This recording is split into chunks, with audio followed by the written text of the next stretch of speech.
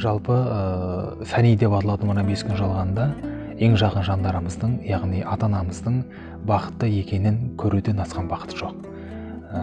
Кейде ол кісілерге залалың тимес үшін қашықтау жүруің керек.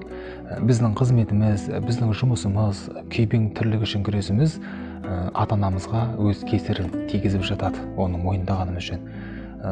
Кейде жұмыстан шаршап келген уақытында қойған сұрақтарына толыққанды жауап бере алмай, бір кем сөйлеп, бір артық сөйлеп, көңілдеріндегі көлкіп тұрған балаша сезімдерін сезіне алмай жатамыз. Сол кезде жаңағы әттең-ай деген бір ақ ауыз сөзбен шын қаққан жаныңды сипап қаласың, неге өйттім екен деп өкінесің. Бірақ анам мен әкемді өте қатты жақсы көрем. Олар барда дәулетім түгел. Жалпы әкем Құрбанұлы Садыбай деген кісі 1960 жылы Қарт-Қаратаудың етегіндегі Бірлігі жарасқан Бірлік деген елді мекенде дүниеге келген. Қазіргі таңда кәсіпкер. Ал анам Бейімбетова Фарида деген кісі 1970 жылы сол Бірлік деген ауылдан Бесқар ары жатқан Қараш деген елді мекенде бой жеткен. Кезінде білім саласында қызмет атқарған. Қазіргі таңда үйде үй шаруасымен айналысады. Жалпы әкем өте мінезді адам. Турашыл, шыншыл, өзін бір рет, өзгені 2 рет ойлайтын жан. Әкеме қашанда адам маңызды.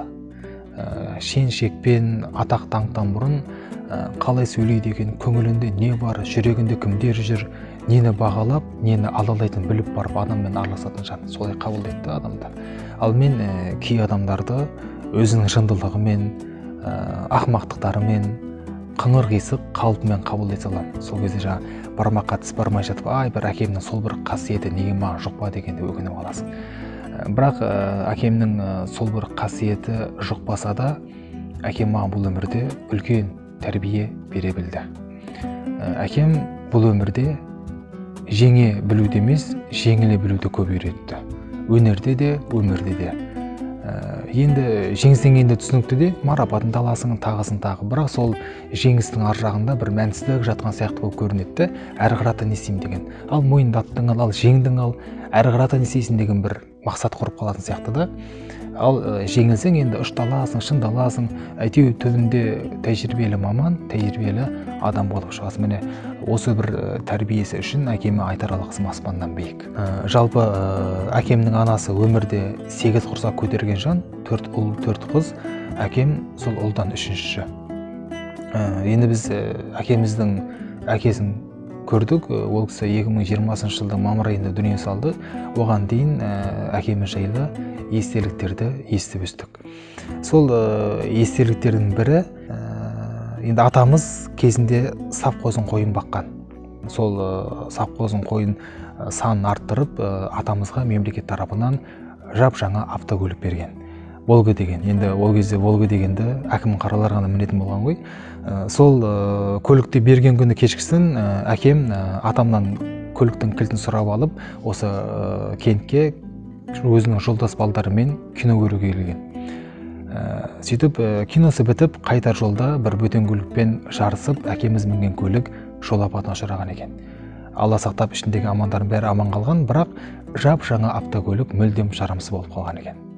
Енді әкеміз уайымдайды ғой, жап-жаңа автокөлікті құрттым, енді не істеймін, әкеме не айтам деген.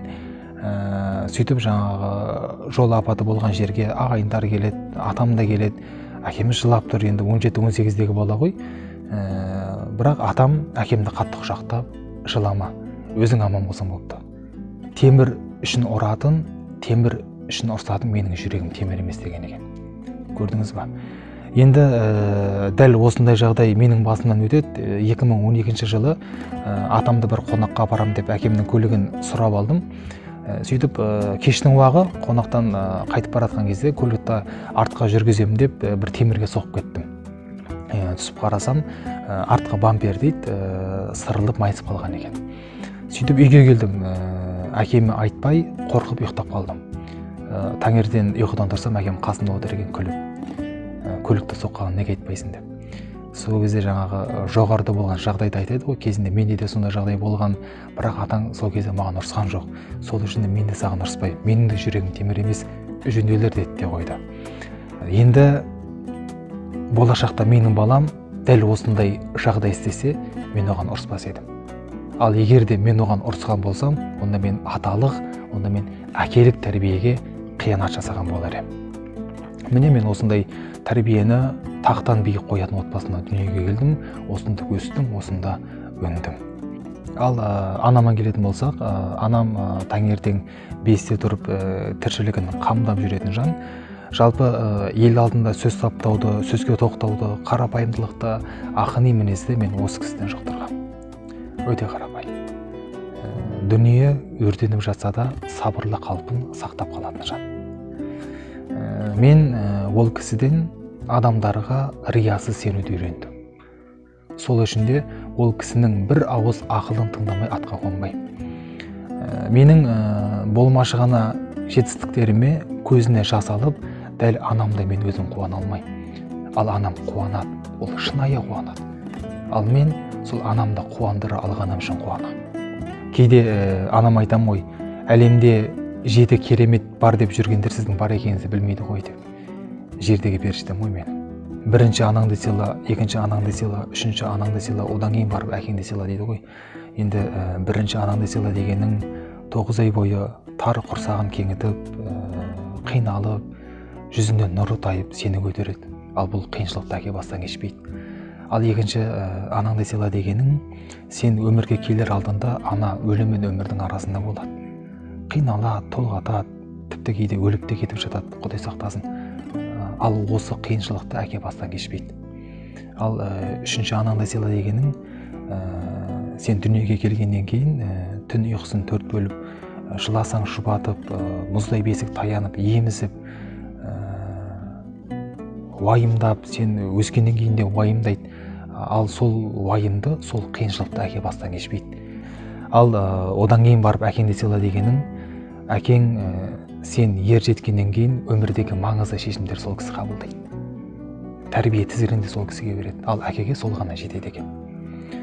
Жалпы анам мен әкем оты да балға батырып жеп, суықтың да жылы жағын жамылып, бізді ешкімнен кем қылмай, келте қылмай өсірді.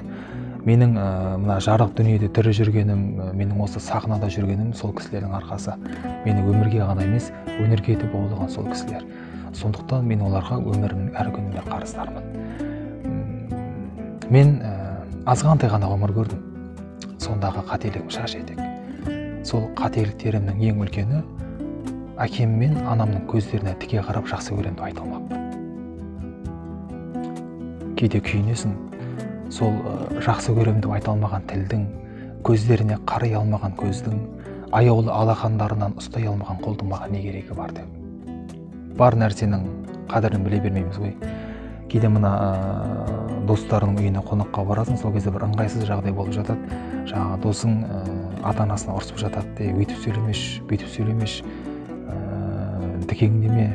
Кейде ата-анасының жылап қалған сәттеріне де куә болып қаласың. Сол кезде жаңағы бір ақыл айтқандықтан емес, бір өзіңнің атаның жылап қалғанда күй кешесінде шақырып алып айтасың, ей бәленше, сөйлеуді үйреткен ата-анаңа сөйлесуді үйрететін сен кімсің?